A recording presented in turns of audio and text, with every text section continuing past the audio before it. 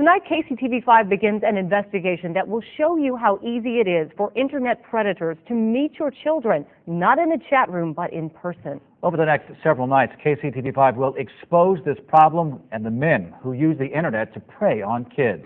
Chief Investigative Reporter Steve Shamraz joins us now with the first part of a series that will shock you. What's so shocking, Russell and Karen, is how easily internet predators can get at children and how prevalent this problem really is.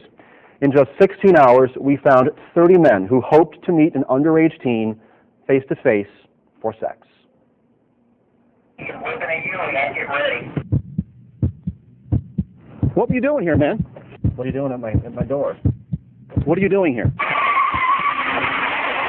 These men just drove to a house they've never seen to meet a person they don't know for a reason that most people would define as perverted. I'm just here for... You're not here to have sex with a 14-year-old girl? Well, no. Yes, he is. How do we know? Because we set it up. An undercover investigation to expose a problem that threatens the security and safety of any child who logs onto the internet.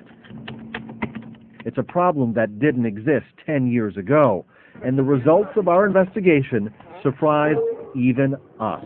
It happened easier, more often, and faster than we ever expected. Who is this? How fast? This fast.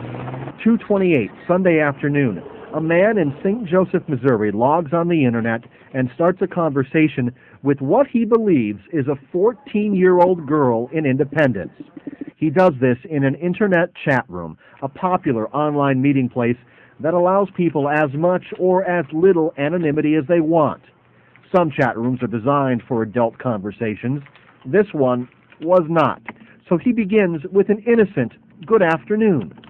Eventually, this man feels so comfortable, he emails her his picture. 20 minutes after that, he slips sex into the conversation, asking the 14-year-old, "If I was there, what would be your fantasy?" Oh, shut up, man. I think this is that guy. Just 2 hours and 32 minutes after saying good afternoon to a total stranger, this man parks his car in Independence, 66 miles from his home, to meet a 14-year-old. But that's not what's waiting for him. He's coming back around. Inside the house waits a reporter, 2 security guards, and the camera that will catch it all on tape. Hi there. What happens next? How this man reacted will surprise and probably disgust you. Who he is something for everyone to be concerned about. That's all coming up in just a few minutes. We now continue our explosive KCTV5 investigation. Chief Investigative Reporter Steve Shamraz is back with part 2 of his investigation. Steve?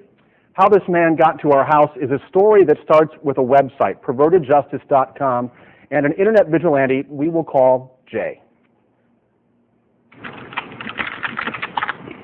Jay and his Perverted Justice colleagues pose as children in public chat rooms popular with teenagers.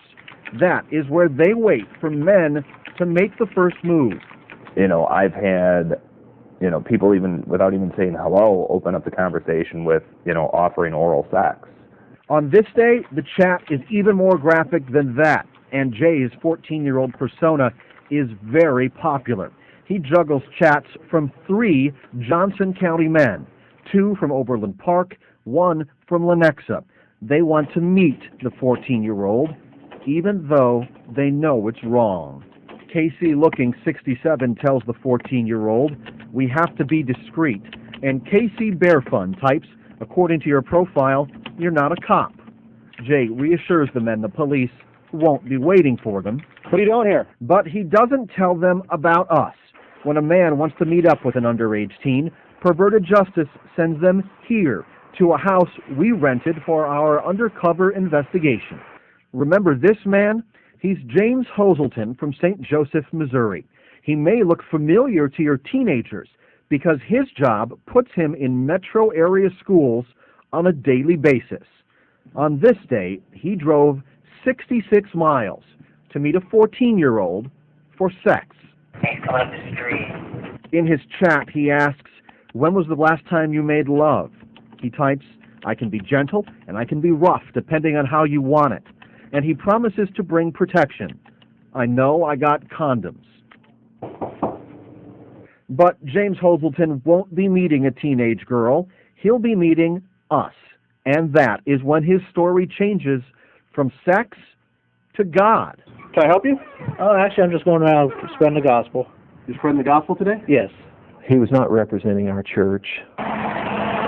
Gary Williams is the pastor at the Bible Baptist Temple in St. Joe, the church James Hoselton claims to represent. It's my understanding he was there early on a Sunday. He should have been in church. Instead, he pulls a Bible and church leaflets from his truck and starts knocking on doors, spreading the gospel. I've got your picture on my computer in there. I can show it to you. I know, I'm just out spreading the gospel. That's it. To a 14-year-old girl? Everybody's got to go to heaven. And KCTV5 has discovered another disturbing fact about James Hoselton. To the U.S. Navy, he is Petty Officer James Hoselton, a naval recruiter who works in metro high schools. But that was before our investigation. In a statement from Navy Recruiting Command, Captain G.J. Corner says Petty Officer Hoselton has been removed from all recruiting duties pending further investigations by NCIS, the Navy's Criminal Investigation Service. While the Navy plans on giving Hoselton due process, his church follows a different rule book. Pastor Gary Williams says his punishment has been predetermined by Scripture. If a person is a fornicator and refuses to repent of that, he's to be dismembered. It's a lengthy ordeal if you do it the way the Bible teaches to do it, and that's certainly the way we intend to handle it. We offered James Hoselton a chance to respond, but he declined to comment. He did, however, admit to the graphic chats in 2 emails he sent to Perverted Justice. In them, he says, in part, quote, "I am getting help as I speak, and I can say for sure that I will never be stepping foot in another chat room ever again." Our investigation continues tomorrow night. It's the undercover investigation Kansas City is talking about, and it's only on KCTV5 News. His job was recruiting teenagers for the U.S. Navy.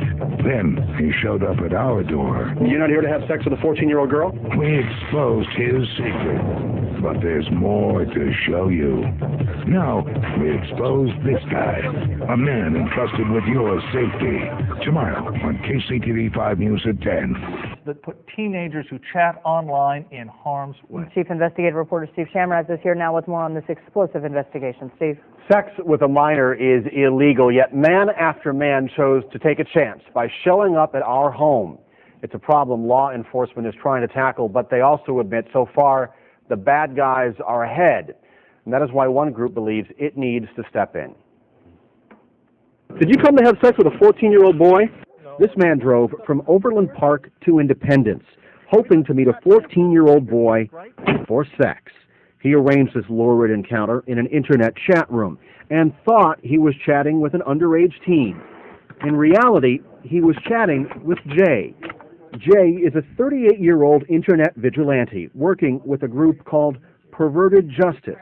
Jay says his motivation to expose these men comes from what he sees as a lack of police pressure on internet predators. As we all know, the police are underfunded, understaffed, and overburdened.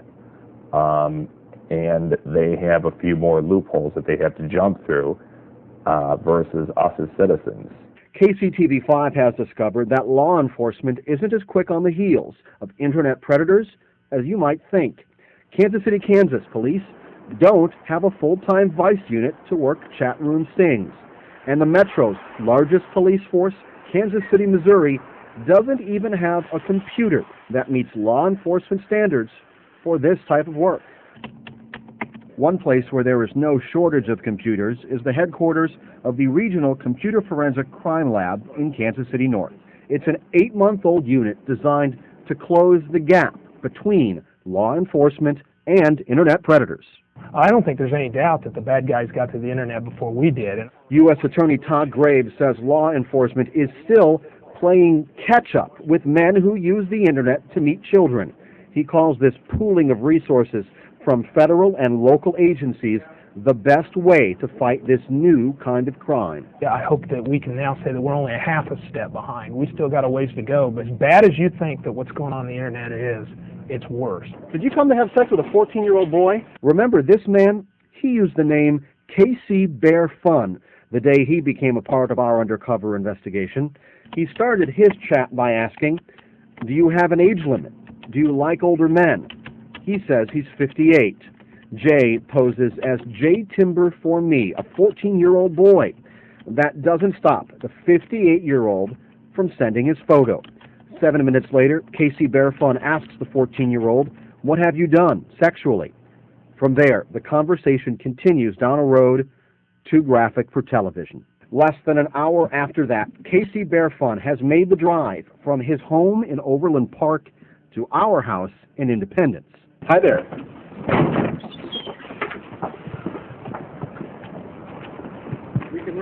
Can we help you, sir? Can we help you? No. It's as simple and as shocking as that. But even more surprising is who this man is. You're Chuck, right? His name is Charles Moreland, 58 years old and a retired federal police officer. We share the results of our investigation with Larry Leichhardt, a retired FBI special agent who supervised Western Pennsylvania's Crimes Against Children Task Force. Even he was shocked by what we uncovered. To actually make that step where he travels to have the encounter, he realizes this is a choice, there's a compulsion here, but he also has a lot of knowledge of the potential penalties he could face here.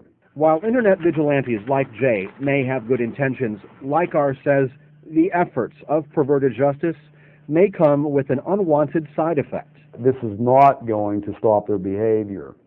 It's just going to, it's basically going to teach them to be more aware of certain tactics out there.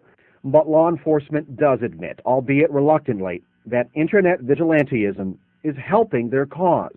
U.S. Attorney Todd Graves won't endorse Perverted Justice, but he welcomes their help. The more people who try to stop adults, and often mostly adult males, from hurting children on the internet, you know, that's a good thing.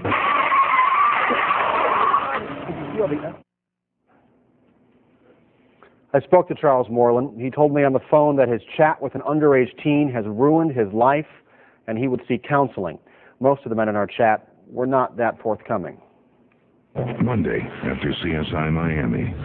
4 days undercover. Did you come to have sex with a 14-year-old girl? 16 men at our door. Why are you coming to my house?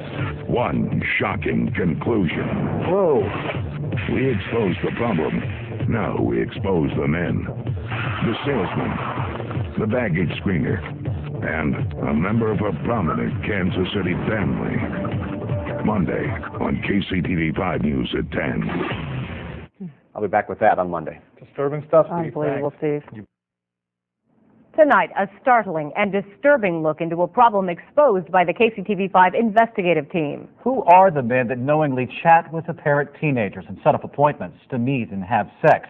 KCTV5 Chief Investigative Reporter Steve Shamraz is here with this revealing part of his undercover investigation. Steve? The 16 men who showed up at our door come from a wide range of backgrounds. One is linked to a well-known Kansas City family.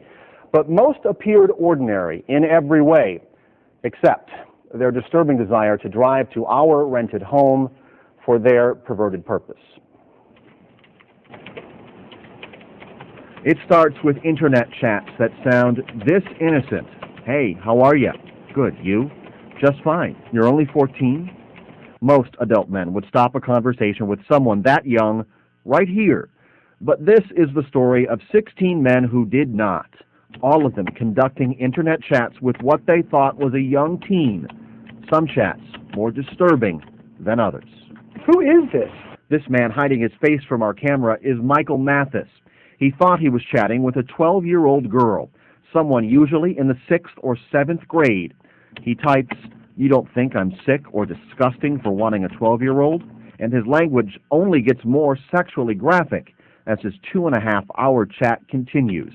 He asks, "Sure you're ready to lose your virginity?" Later that afternoon, he's at our house. I'm Steve from Channel 5. What are you doing at our house? Somebody just told me to come over here and meet someone. During his chat, Michael Mathis sent these live webcam pictures of himself. I don't know what this is all about, but I'm not going down for this. After this encounter, he had his phone number disconnected. We based our investigation at this house in Independence and quickly learned when it came to meeting underage teens for sex, distance was not an issue. Jason drove from near Jefferson City, 188 miles away. Matthew drove in from Columbia. And then there's Kevin. His home is in suburban St. Louis, 254 miles away. The men who knocked on our door were actually chatting with members of PervertedJustice.com, a website that exposes men who prey on children in internet chat rooms. Jay is one of those volunteers. My character plays an innocent kid, questioning his sexuality. In this case, a 14-year-old boy from Independence. Hi, Dave. What are you doing? Can we help you? No, not at all. That's who 72-year-old Robert Burns of Overland Park thought he was meeting when he knocked on our door. Okay, you weren't coming here to meet a 14-year-old boy? Not at all. But in his chat, he typed, "I wish those laws didn't exist, because I like being with younger guys." Okay, I've got a chat transcript that says you were. I'm not. No, I wasn't. Well, then give me a good explanation as to why you came to this house. That's when he claims to have the wrong house. But as he left, Burns carried off a bag full of beer, the same beer he promised to bring for his underage encounter. We've got a chat transcript of somebody having a chat with a 14-year-old boy who was bringing over beer. If it's this easy for Perverted Justice to do this, what is law enforcement doing? At the headquarters of the Regional Computer Forensic Crime Lab in Kansas City North, they are helping convict internet predators. But the mix of local and federal agents is limited by strict rules that don't apply to Perverted Justice. U.S. Attorney Todd Graves says the internet is a playground for predators. As bad as you think that what's going on the internet is, it's worse. It's one of the few areas of crime where the public perception isn't as bad as the reality. And the reality of our investigation looks like this. 24-year-old Scott Meyer said he'd bring a case of beer for his intended victim and made good on his promise. 48-year-old Ronald Butcher used the chat name HotDogger02002 when he approached a 14-year-old girl online. Why'd you come to my house, Ed? I got the wrong address. You weren't just talking with a 14-year-old girl online? Planning to come here and have sex? We've got the entire chat transcript, sir. 25-year-old Rico Cole actually drove his girlfriend's car to meet a 14-year-old girl. You're expecting to meet a 14-year-old girl? Mm-hmm. Why would you come over to a house where a 14-year-old girl was home alone? And this man drove a car that stood out like a sore thumb in our Independence neighborhood. You got nothing to say? A bright red Porsche. His name is Jared House, a 24-year-old tuxedo salesman. What were you doing here, man? Did you come to have sex with a 14-year-old girl? No, I did not. But he did, and admitted it to Perverted Justice. The website has a section called Right to Reply, where the subjects of their exposés can respond. Jared Haupt writes, quote, "My intent was wrong, and I realize that having the thought of having sex with a 14-year-old girl is wrong. I do publicly admit that I had an inappropriate conversation with a 14-year-old girl and agreed to drive to her location with the wrong intentions." You came here to see a 14-year-old girl when her parents weren't home. Airport baggage screener Timothy Walthall also emailed a reply to Perverted Justice. He writes, quote, "I made a mistake. It's that simple. That is not an excuse. It's a fact." But while some men admitted to their intentions, others did all they could to keep us from exposing their stories. Okay, you know, we've got the entire chat you had with this girl. I believe you. I absolutely believe you. But it was not meant to be intentionally young at all. Jeff Emerson is one of those men, but you may know him as John Doe. That's the name he used in a federal lawsuit trying to prevent his name and face from being shown. His attorney claimed Emerson was actually trying to help a girl in distress, but his chat would suggest otherwise. Emerson, using the chat name Casey Mail is 2727, typed, "I bet you would look great in a tight shirt and a thong. So besides kissing, what else have you explored? Would you wear something kind of sexy for me?" When confronted by us, Emerson didn't mention anyone in distress. I thought it was the mom. It's clear she's a 14-year-old girl. I've got the chat transcript, man. I wasn't paying attention then. Clearly unacceptable. Clearly. Absolutely. I will not deny that. I really thought it was the mother. But his chat is perfectly clear. Emerson gives his age as 27. She types back, 14. Cool? He says, yikes. Not sure. Should it be? He later adds, too bad your mom can't leave early. Can we help you? Huh? Can we help you with something? Can you help with something? Can I help you with something? Not really. What are you doing at my door? What am I doing at your door? Why do you keep repeating what I'm saying? Arthur Fink is another man who threatened a lawsuit to prevent his story from airing. His chat is one of the less graphic conversations, but he clearly knows he's chatting with a 14-year-old. Logged in as Casey Spreadhead, he types, quote, I'm sure there's some law against me chatting with you. Don't want to get you or me in trouble. 1 hour and 21 minutes after logging on, and despite his own fears, he arranges to come over to our house. I have a little Christmas shopping to finish up tonight before I start drinking. How late do you mind meeting up? 14-year-old Terry from Missouri types, cool. Hey, while you're out, can you pick up some condoms? He says, yeah, I can grab some of those. Any particular type? You look awfully nervous for someone who says you didn't do it. Because I suddenly have a microphone in my... You can leave. And that brings us to this 23-year-old from Mission Hills, Kansas. Can we help you with something? On the internet, he chats under the screen name of DU1865. In the real world, he's Andrew Hall. Jessie Loves Fun tells him she's 15 years old and from Independence. Her age doesn't stop him, though. He types back, do you like older guys? And sends this topless photo. Within minutes, he's made plans to come to her house and is telling her what to wear and what he wants. So what will you have on for me when you answer the door? But he's cautious, also asking, how do I know you're not going to tell the cops? She assures him, but Andrew Hall is still not satisfied. He asks her to hang a sock on the doorknob, a signal it's safe to come in. Hi there. The man desperately running away from our cameras is 23-year-old Andrew Hall. He works as manager of the health club at the Westin Hotel in Hallmark's Crown Center. Andrew is not related to the Halls who founded Hallmark. However, Andrew's father, Bill Hall, is president of the Hall Family Foundation. One of the foundation's major areas of interest is improving the lives of children, youth, and families. The $600 million Hall Family Foundation was created by Joyce C. Hall, the same man who created Hallmark. Bill Hall has worked for Hallmark for more than 30 years, the Hall Foundation for 25 years. Neither the foundation, Hallmark, nor the Westin Hotel responded to our request for interviews. But when we called the hotel today to ask for Andrew Hall, we were told he is no longer the health club manager. He's been reassigned to another job. Our investigation continues tomorrow on KCTV 5 News at 10. Tomorrow, after judging Amy, this man doesn't want you to see his face because he has something embarrassing to tell you. You are a pervert? On that day I was. He was one of 16 men to come to our door. Now, here is confession. It's disturbing to me to see myself there. It's the exclusive interview you must see. I talked to so many people online. This isn't so many people. This is a minor. This is a child. Tomorrow, only on KCTV 5 News at 10. I'll be back here with that part of our story tomorrow night. Steve, thanks.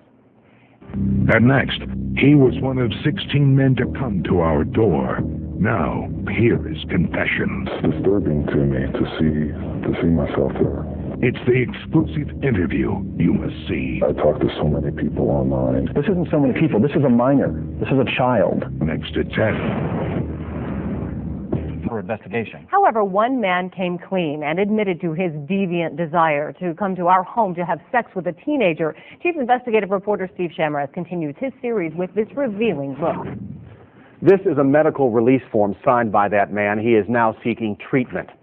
But why did he begin to chat with an apparent teenager? What drove him to get in a car and drive to our home?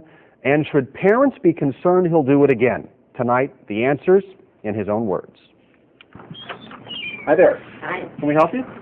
This is one of the 16 men who came to a house in Independence, Missouri, expecting to meet an underage teen for sex. Hi there. Can I help you? During the 4 days we spent working undercover in this house, men arrived at a rate of 1 an hour. If that number isn't frightening enough, try these. 1 in 5 kids aged 10 through 17 received a sexual solicitation through the internet in the last year. 1 in 33 was solicited aggressively through phone calls, gifts, money, or one-on-one meetings. And here's the biggest concern. Less than 10% of those enticement attempts were reported to law enforcement. While we showed you everyone else who knocked on our door, we've agreed to hide this man's identity and will only call him Bill. What do you think when you see the tape of that day? It's disturbing to me to see myself there. He approached us, admitted his guilt, and is now in treatment for what he says is a problem. Because Bill met those standards, we agreed to hide his face and will only describe him as 32 years old, single, and working in a white-collar job. He says he lives in fear of what would happen if people knew the truth. I could lose my friends or respect of my family. I could lose my job. Bill became a part of our investigation after an internet chat with what he thought was a 14-year-old boy. Instead, he was talking with Jay, a volunteer for a group called Perverted Justice. Their chat started like this. He types, "I'm 32. What grade are you in?" The Perverted Justice volunteer responds, "Oh, ninth, I'm 14. Bill types back, "Wow, you're young. You could get me in trouble." And at that point, you should have known you were dealing with a 14-year-old boy. Why did you not stop the conversation right there? Well, I've had so many conversations with people online, hundreds, and after a while, the words, they don't really mean anything. You type in their words on a screen and you don't really associate a person on the other end. But in this case, Bill was trying to make his fantasy a reality. He clearly knew what he was looking for, asking the teen, "Are you looking to hook up tonight?" Telling him to wear a t-shirt and shorts, and "I'll bring some beer and we can chill out." When he showed up an hour later, he had the beer and an excuse. You brought the Bud Light and the Wendy's, just like we asked for. I'm going to watch football tonight. Okay. With a 14-year-old boy who's home alone? I told you that's not who I met. In our one-on-one conversation, he admits he was hoping to meet an underage teen for sex. Are you aroused by children? No, not particularly, no. You ask him 10 minutes into the conversation, 9 minutes into the conversation, if he likes oral sex. Is that a question you'd normally ask a 14-year-old boy if he likes oral sex? No. I like things that would be shocking to people that you wouldn't say in a public place, but online it seems like it's the normal thing to do. I just, I talk to so many people online, and this isn't so many people. This is a minor. This is a child. Right. I mean, how wrong is that? It's wrong. It's terribly wrong. Bill learned how wrong that choice was the moment he knocked on our door. When he returned home, his lesson continued. Perverted Justice had his name and phone number. They started calling, asking him questions he never imagined having to answer. What are you doing? What were you thinking? You're a pervert. That sort of thing. Did you agree with them? Do you agree with their assessment? Yes. You are a pervert? I guess on that day I was.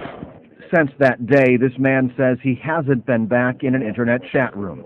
If Perverted Justice's mission is to frighten men away from children, in this case, it seems to have worked. I have not had a single chat with anybody. I'm scared to. I always think that the worst thing that could happen is if it's an uncomfortable situation, I can just leave. And now I know that the worst thing is that can happen. I was wrong about that. There is one thing even worse than this, and that would have happened if he had found police in that house instead of us. Under Missouri law, attempted enticement of a child younger than 15 through the internet is a Class D felony. Kansas doesn't have a law specifically addressing internet enticement, but a spokesman for Attorney General Phil Klein says a number of laws can be used to prosecute in Kansas. Now here's what's coming up tomorrow night. Tomorrow on KCTV 5 News at 10, our investigation exposed the danger of online chat rooms. So, what can you do? It's the ultimate internet safety guide. It's advice every parent should live by. Tomorrow at 10, there is something you can do. We'll have that part of our story coming up tomorrow at 10. Steve, we'll see you then.